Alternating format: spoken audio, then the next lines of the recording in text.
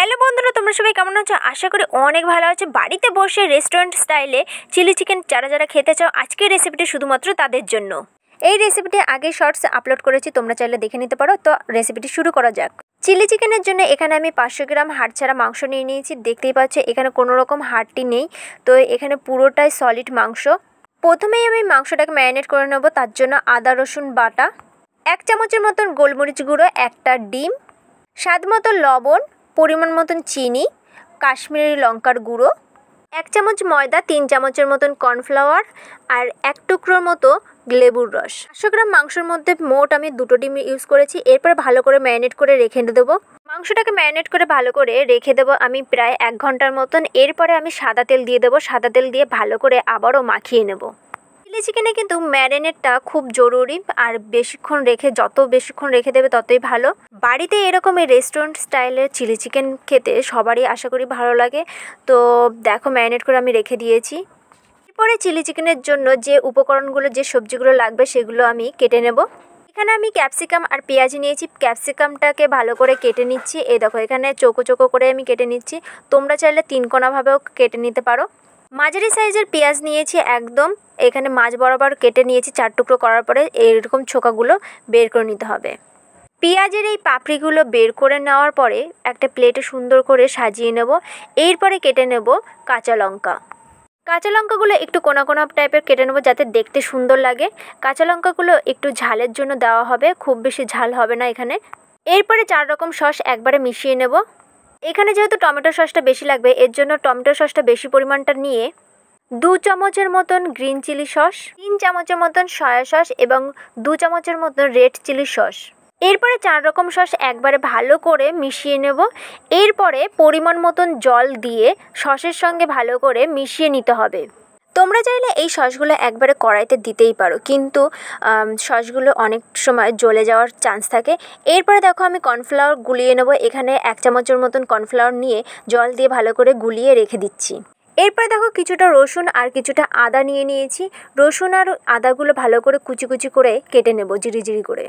রসুন আর আদা একটু হালকা মুখে পড়লে বেশ ভালোই লাগে। এরপরে হলো চিলি চিকেনের স্পেশাল মশলা। এখানে একটা স্টার ফুল নিয়েছি, এলাচ, লবঙ্গ, দারচিনি আর পরিমাণ মতন মৌরি। এরপরে এর মশলাটা আমি লবণ দিয়ে ভালো করে শুকনো খোলায় ভেজে নেব।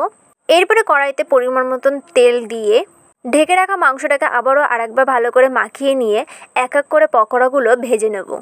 পকোড়াগুলো কিন্তু খুব বেশি লাল লাল করে ভাজা যাবে না, একটু হালকা লাল লাল করে ভাজতে হবে। তোমরা যদি পকোড়াগুলো একদম লাল লাল করে ভাজো, যেমন আমরা পকোড়া খাই সেরকম যদি ভাজতে যাও, তাহলে কিন্তু এটা শক্ত শক্ত হয়ে যাবে, নরম ভাবটা থাকবে না।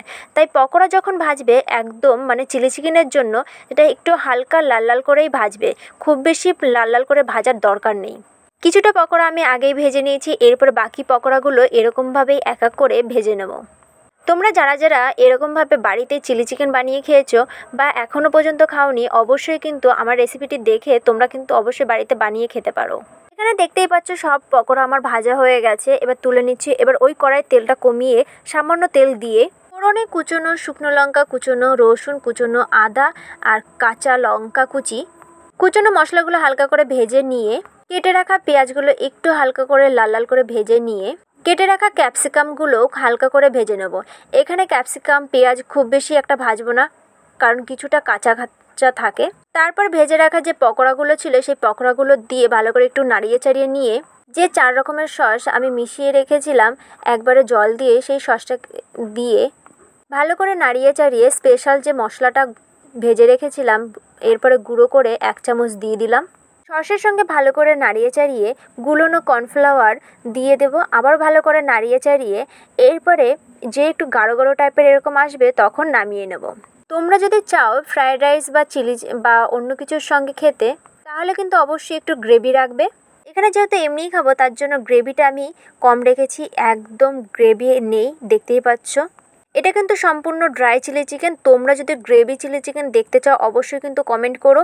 অবশ্যই রেসিপিতে যারা যারা কমেন্ট করেছো বা আমার ভিডিওগুলো দেখো, অবশ্যই তাদের অনেক অনেক ধন্যবাদ। আর কিছু জনের নাম আমি মেনশন করছি, সবার নাম তো মেনশন করা সম্ভব নয়, তাই কিছু জনের নাম আমি দিয়েছি। তো তোমরা চাইলে এখান থেকে দেখে নিতে পারো। অনেকেই আমাকে বলেছে আম পোড়া শরবত করতে, তো অবশ্যই আমি আম পোড়া শরবত করব। আর যারা যারা অন্য রেসিপি দেখতে চাও অবশ্যই জানিও।